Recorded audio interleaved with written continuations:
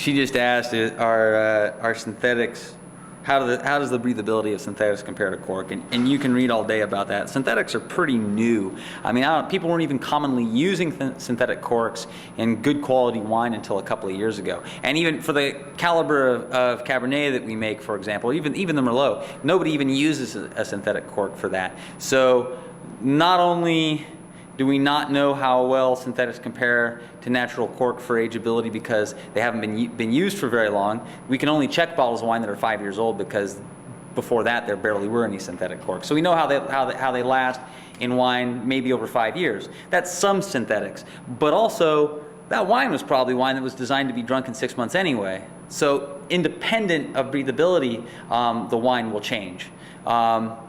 So it would be good for us to know what happened when they put synthetic corks in fantastic Cabernet 25 years ago, and how that wine's holding up now. But there's no way to know that.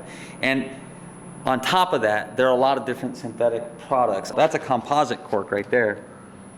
And what it is little bits of cork that, when they're manufacturing the big corks, there's a tremendous amount of waste and a tremendous amount of sawdust, and they sweep up all that sawdust and then run it through a steam bath and put some glue on it and press it together and get that. That makes it cheaper, because one of the things about cork is that, just like barrels, it has to come from a tree, and most of the tree doesn't look like that. There are also different lengths of cork. These are pretty long corks. The longer the cork, the less gas exchange there is too. So you pay more for a longer cork.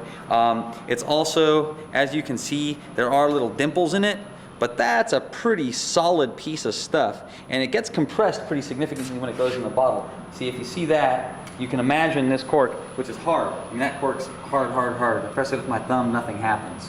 And it's humidified too. So if it wasn't humidified, it'd be even harder than that. You take that cork and you squeeze the hell out of it and put it in that bottle, you've got a pretty good closure. And